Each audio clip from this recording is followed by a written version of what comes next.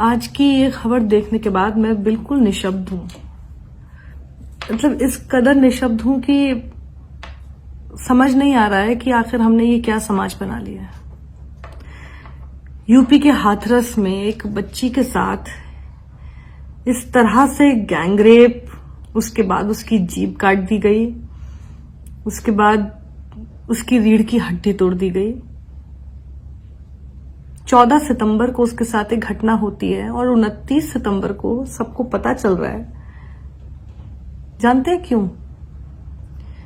क्योंकि 15 दिन से इस खबर को दबाने की सिर्फ यूपी की सरकार ने कोशिश नहीं की, पूरा मीडिया आपको पता है क्या दिखाता रहा। क्योंकि इस बीच में उस दलित बच्ची, 18 साल की उसकी उम्र थी, उसके साथ जो निर्भया जैसी वारदात हुई, उससे ज्यादा जरूरी हमारी दिल्ली की मीडिया के लिए, दीपिका गोवा में थी तो उसको चेज करना ज्यादा जरूरी था। रकुलप्रीत, सारा अली खान, उसको एयरपोर्ट पर हाउंड करना ज्यादा जरूरी था। पायल घोष ने क्योंकि अनुराग कश्यप के ऊपर आरोप लगा दिया था, तो पायल घोष का इंटरव्यू करना बहुत जरूरी था, उस खबर को दिखाना बहुत जरूरी था। पूरा बॉलीवुड जो है ड्रग्स लेता है, नहीं लेता है, क्या करता है, वो सब आपके सामने दिखाना जरूरी था।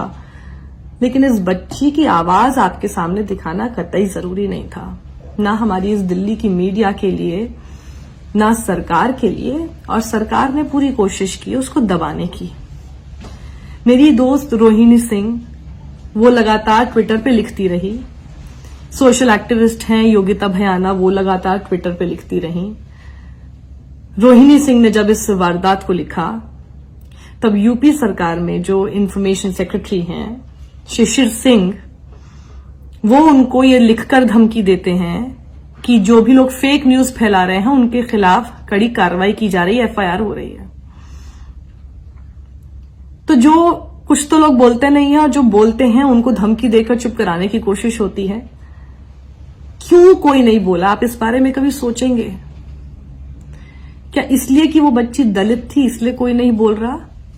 और जो इस पाप को करने वाले थे वो सवर्ण ठाकुर थे, उसी बिरादरी के जिसके यूपी के मुख्यमंत्री हैं, उसी बिरादरी के जिसके खुद शिशिर सिंह हैं?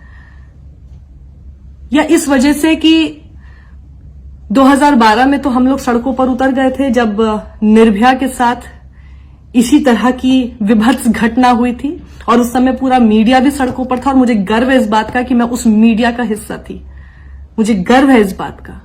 लेकिन क्या इस वजह से आज आप नहीं बोलेंगे क्योंकि तब तो मनमोहन सिंह की सरकार थी, लेकिन आज मोदी योगी की सरकार है? या वाकई ये जरूरी है कि आप चाहते हैं देखना कि दीपिका गोवा में है और उसकी गाड़ी का कलर कौन सा है, या फिर यूपी में एक दलित लड़की के साथ इतनी बेरहम तरीके से उसका बलात्कार हो जाता है, उस घटना को आप नहीं देखना चाहते? उस घटना के बारे में आप नहीं जानना चाहते? हमारी एक बच्ची, हमारे बीच की बच्ची तड़पती रही 14 सितंबर से लेकर 29 सितंबर तक, जब आखिरकार उसने दम तोड़ दिया। हमारे देश को इस बारे में पता ही नहीं चलता है, हमें इस बारे में पता नहीं चलता है, क्योंकि हमारे देश में जिसने बताने का जिम्मा उठा रखा है वो हमें बॉलीवुड का ड्रग्स दिखा रहा है। आप इस बारे में सोचिए, ये क्यों हो रहा है? कब बोलेंगे हम? बहुत हो गया। हम लोग, मैं भी कुछ शायद 1-2 वीडियो बना दूंगी, हम लोग कुछ ट्वीट कर देंगे। अभी मैं इसके लिए सिर्फ सरकार को दोषी नहीं बता रही हूं, मैं अपने आप को भी इसमें पूरी तरह से दोषी मानती हूं। मैं भी कुछ नहीं कर पाई ना। आप भी अपने आप को दोषी मानेंगे? कब मानना शुरू करेंगे खुद को दोषी? कब तक हम लोग हर चीज को सरकार के ऊपर डाल देंगे? कब तक हम लोग हर चीज के लिए यही बोलते रहेंगे कि देखिए ये खबर नहीं दिखाई, उसके बाद हम लोग सब भूल जाएंगे, उसके बाद हमें कोई मतलब नहीं रहेगा, फिर आइए टीवी ऑन करते, आइए देखते दीपिका के साथ क्या हो रहा है। इससे आगे बढ़िए, थोड़ा बहिष्कार करना सीखिए उस मीडिया का, उन सभी लोगों का, उस हर ताकत का जिसने इस पूरी खबर को दबाने की कोशिश की, उनका बहिष्कार कीजिए आप।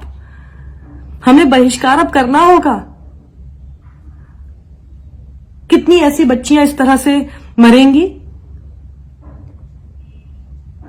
उस बच्ची की जीभ काट दी गई, उसकी रीढ़ तोड़ दी गई, क्या उसी तरह से हमारी दिल्ली की मीडिया की भी जीभ काट दी गई है और उसकी रीढ़ तोड़ दी गई है? तो आप जिम्मा उठाइए ना, मैं जिम्मा उठाती हूं ना। हमको किसने रोका है? कब तक हम लोग इसी तरह से बैठे रहेंगे और हम लोग सिर्फ इसी बात का शुक्र मनाते रहेंगे कि हमारे साथ ऐसा कुछ नहीं हुआ? कब तक? या हम उस दिन का इंतजार कर रहे हैं कि जिस दिन हमारे साथ हो? क्या अपनी बच्ची की जगह हम उस बच्ची को नहीं रख के देख सकते? या वो दलित है इसलिए हम उसको अपनी जगह पे नहीं रखेंगे? या ये सोचेंगे कि दलित के साथ ही हुआ है, दलित के साथ हो जाता है? थोड़ा जागिए। इतनी लंबी नींद हमारे लिए ठीक नहीं है, हमारे देश के लिए ठीक नहीं है। मैं आज जाग गई हूं, आप मेरे साथ जागेंगे? बच्ची को इंसाफ दिलाने की तरफ हर उस ताकत का बहिष्कार कीजिए जिसने इसे पूरी पुरजोर कोशिश से दबाने की कोशिश की है। और इस बच्ची के लिए इंसाफ की गुहार हमको लगानी होगी। हम निर्भया के समय पर एक साथ एकजुट हुए थे, हम आज भी एक साथ एकजुट होंगे। दिखा देना है हमें, ऐसे नहीं हो सकता। बड़ी बड़ी बातें आप करते हैं, लेकिन अगर बच्ची की तरफ कोई आंख उठाकर भी देखता है और उसकी आवाज को आप और बुलंद करते हैं, उस आरोपी की आवाज को आप बुलंद करते हैं, लेकिन जब उसके साथ कुछ गलत हो जाता है तो उस खबर को दबाने की आप पूरी कोशिश करते हैं, तो अब ये नहीं चलेगा। मैं इससे आहत हूं, अंदर तक झकझोर दिया इस पूरी खबर ने। और सबसे ज्यादा इस बात ने झकझोरा है कि आज उस मीडिया का मैं हिस्सा हूं जो ऐसी खबर तक दिखाना जरूरी नहीं समझता है।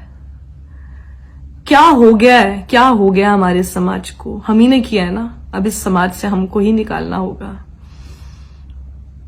दूसरों को दोष देने से पहले मैं अपनी तरफ से मैंने क्या नहीं किया, मैं उसको ठीक करना ज्यादा जरूरी समझती हूं। आत्ममंथन कीजिए, इंट्रोस्पेक्ट कीजिए।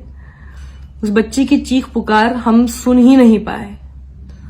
हम सुनते तो शायद हम लोग कुछ बोलते, लेकिन हम सब अपने अपने काम में व्यस्त हो गए। हम सब इस बात में व्यस्त हो गए कि देखते हैं टीवी पर क्या चल रहा है। जिसने नहीं भी देखा वो अपने काम में व्यस्त हो गया। और 15 दिन तक वो लड़की रीढ़ की हड्डी तुड़वाकर, अपनी जीभ कटवाकर, इसीलिए उसकी जीभ काटी ना कि वो कुछ बोल ना सके। हमारी जीभ किसने काटी है? आपकी जीभ किसने काटी है? और कोई काट दे आपकी जीभ, उसका इंतजार कर रहे हैं क्या? थोड़ा साथ आइए, कुछ कीजिए। बहुत हो गया है। और अपनी बच्ची की जगह पर उस बच्ची को बस एक बार रखकर देख लीजिए। उसकी चीख की आवाज कैसी होगी ना, उसका अंदाजा आपको खुद हो जाएगा।